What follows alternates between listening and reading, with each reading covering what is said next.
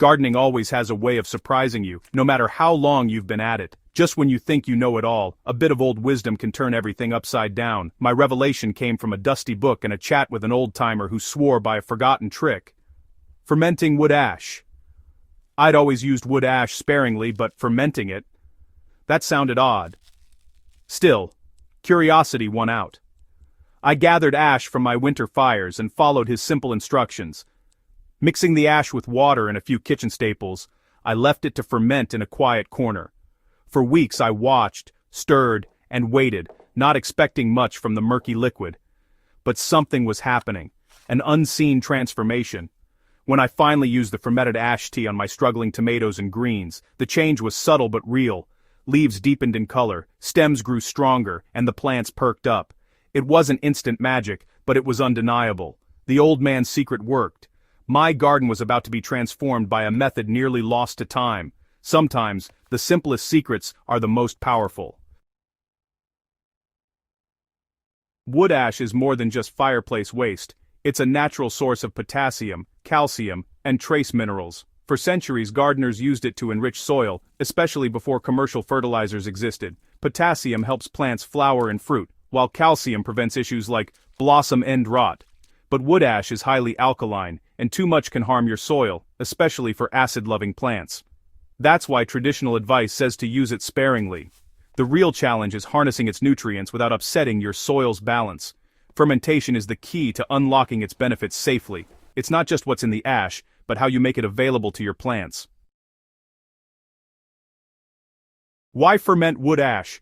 It's all about transformation. Fermentation neutralizes the ash's high alkalinity, making it safe for most plants. Beneficial microbes break down minerals, turning them into forms plants can absorb immediately. Think of it as unlocking a treasure chest of nutrients. The result is a gentle, bioavailable liquid fertilizer you can use more often than raw ash. Heavy feeders like tomatoes and squash thrive on this regular, balanced boost. Plus, the process creates a living tonic, teeming with microbes that improve soil health and resilience. You're not just feeding plants, you're building a vibrant soil ecosystem. It's a holistic approach that benefits your garden now and for seasons to come. Fermentation turns a harsh powder into a garden elixir.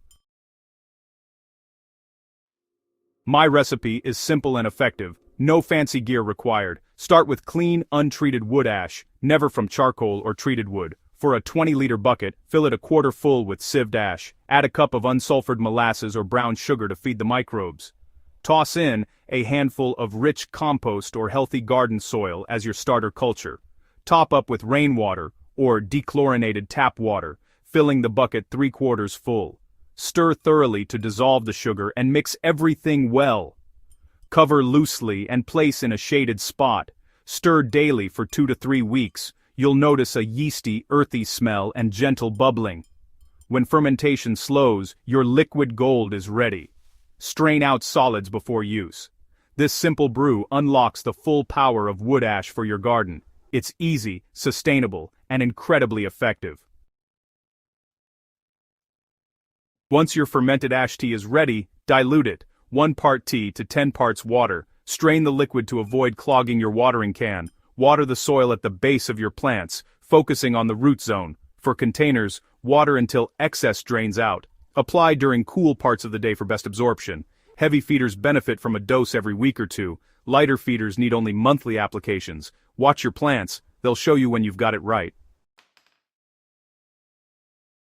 Keep your brew going with a continuous batch. Use most of the liquid, then top up with more ash, sugar, and water. This keeps the microbes active and shortens fermentation time for the next batch. For a quick nutrient boost, dilute the tea further, 120, and use as a foliar spray in the early morning.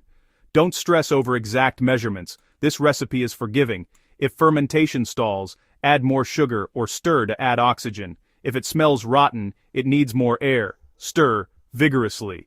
Use the tea on everything except acid-loving plants. Roses, fruit trees, and even houseplants thrive with occasional feeds. Trust your senses and adjust as needed. This tonic is versatile and adaptable. It's become my go-to garden booster. Avoid these common mistakes. Always use ash from untreated wood, never charcoal or unknown sources. Don't rush fermentation. Give it 2 to 3 weeks for full transformation. Never apply the concentrate directly. dilute it to avoid root burn. Feed plants gently and consistently, not with overwhelming doses. Store your brew for a few weeks, but keep it active with the continuous method for best results. If the brew loses its earthy smell, refresh it with new ingredients. Patience and observation are key. Proper management ensures you get both nutrients and living microbes. With care, you'll avoid setbacks and see real results. Let the process work for you, not against you. The results speak for themselves. My tomatoes turned from yellow and stunted to lush and productive within weeks. Beans climbed higher, courgettes resisted disease, and harvests soared. The soil felt alive and every plant seemed to thrive. Friends who tried this method saw peppers and potatoes flourish like never before. The difference is visible, tangible, and deeply satisfying. Sometimes the best solutions are homemade and time-tested. Fermented wood ash tea truly brings a garden to life. Now you have the secret, turning wood ash into a powerful garden elixir. Try it yourself, set up a batch, feed a few plants, and watch the transformation. This isn't just a gardening trick, it's a philosophy of working with nature, not against it. Feed the soil, nurture the microbes, and build lasting fertility. Share your results and help others discover this simple, sustainable method. The best gardening wisdom grows in community.